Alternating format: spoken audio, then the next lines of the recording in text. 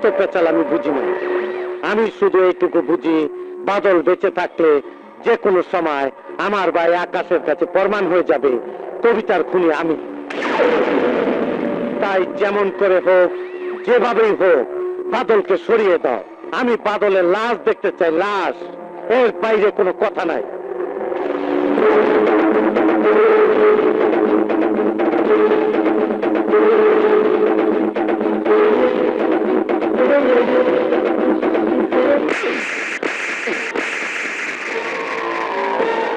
আকাশ, তুই আমার ছোট ভাই হইয়া আমাকে থাপ্পড় মারলি। আমি তোমার ছোট ভাই হয়ে তোমাকে থাপ্পড় মারিনি ভাইয়া। তোমাকে প্রথম থাপ্পড়টা মেরেছে কবিতার সেই স্বামী, যে কবিতাকে তুমি খুন করেছো। তোমাকে দ্বিতীয় থাপ্পড়টা মেরেছে কবিতার সেই স্বামী, যে কবিতাকে তুমি ওর স্বামীর জীবন থেকে চিরদিনের জন্য কেড়ে নিয়েছো। তোমাকে তৃতীয় থাপ্পড়টাও মেরেছে কবিতার সেই স্বামী, যে কবিতাকে অনেক অনেক বেশি ভালোবাসতো। ভাইয়া, আজ আমি বুঝতে পারছি কবিতার গোপন কষ্টের কারণটা ছিলে তুমি। আজ আমি বুঝতে পারছি তোমার প্রতি আমার অন্ধবিশ্বাসের কারণে কবিতার বুকের সেই জমানো কষ্টের কথাটা আমাকে বলতেও চাইনি। ভাইয়া, কবিতার সাথে তোমার এমন কি শত্রুতা ছিল যার জন্য তুমি কবিতার ভাইয়াকে খুন করেছিলে? সেই খুনের কারণে তুমি কবিতাকে খুন করলে? আমি তার প্রশ্নের জবাব দিতে রাজি নই, শুধু বলতে চাই আমি যা করেছি আমার স্বার্থেই করেছি।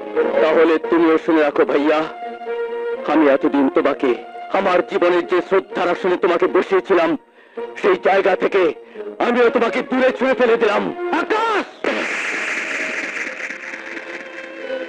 মারো ভাইয়া, শেষবারের মতো মারো। কারণ আজকের দিনের পর তোমার সাথে আমার আর দেখা হবে না।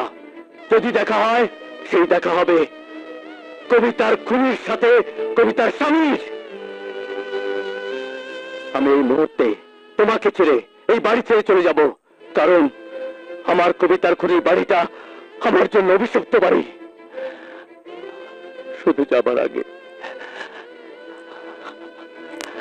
তোমার পা দুটো ধরে শেষবারের মতো বলে যাচ্ছে, এই বাড়ির সীমানা থেকে বেরিয়ে যাবার পর তুমি আমার সামনে আসবে না ভাইয়া, তাহলে আমি তোমাকে আমার কবিতার খুনি হিসেবে মেরে ফেলবো।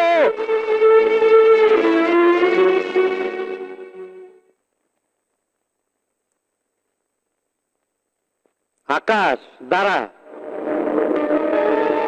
যাওয়ার আগে একটু কাছে। চলেই তো যাবি, আর তো আমাকে ভাইয়া বলে ডাকবি না। তাই যাবার আগে আমাকে একটু শেষবারের মতন তোকে জড়িয়ে ধরে আদর করতে দে। আয় ভাই, আমার কাছে আয়, আয়।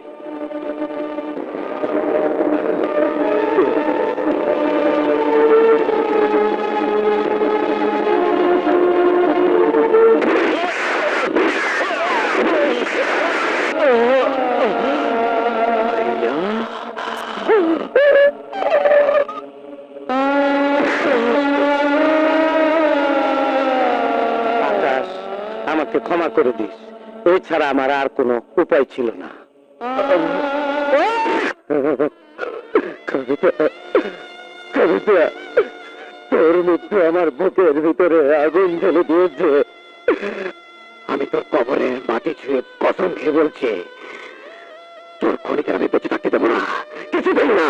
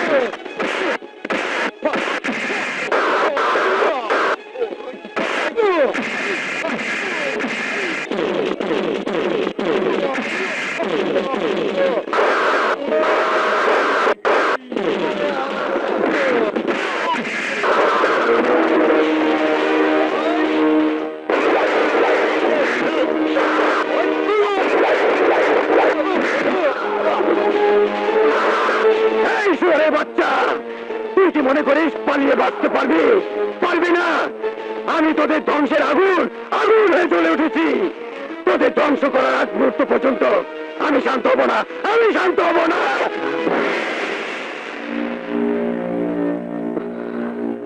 বাদল, আমি শুধু জানতে চাই, তুই স্বইচ্ছে আত্মসমর্পণ করবি, না আমি তোকে গ্রেফতার করতে বাধ্য হব? না, আমি যেমন স্বইচ্ছা আত্মসমর্পণ করব না, তেমনি আমাকে গ্রেফতার করার ক্ষমতাও তোর নেই। এটা তোর জেদের কথা বাদল। তুই কি বুঝতে পারছিস কোন পথে তুই চলে যাচ্ছিস? এখনো যদি ফিরে না আসিস, তাহলে আইনের হাত থেকে তুই বাঁচতে পারবি না। কোন আইনের কথা তুই বলছিস? যে আইনের চেয়ে দবির মতো খুনি ক্রিমিনাল আইনের পোশাক পরে বসে আছে। দবি আমার ভাইকে খুন করেছে, আমার বোনকে খুন করেছে। আমার শাস্তি হলো খুনের বদলে খুন। বাদল, এটাই যদি তোর শেষ কথা হয়, তাহলে আমিও তোকে গ্রেফতার করতে বাধ্য হব।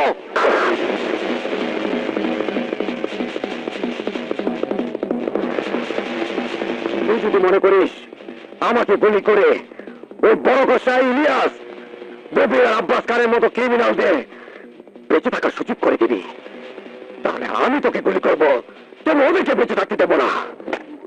দেখো, ভালো করে দেখো, এই পত্রিকাগুলো ভালো করে পড়ে দেখো।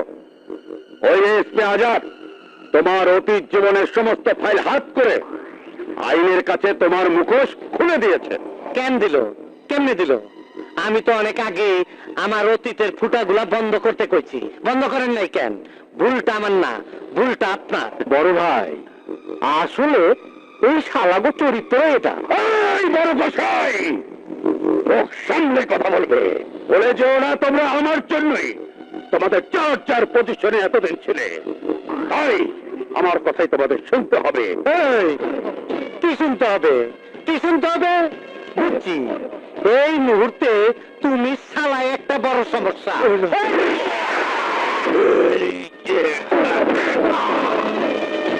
স্যার, স্যার, স্যার, ঘটনা উল্টা হয়ে গেছে।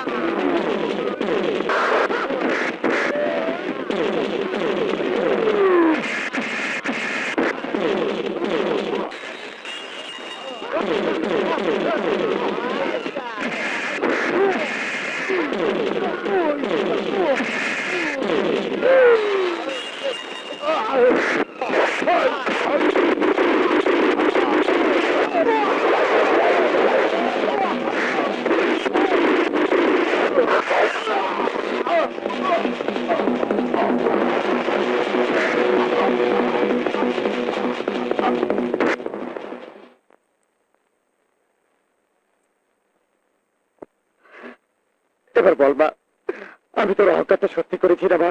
বল মা, সত্যি করেছি কিনা? বাদল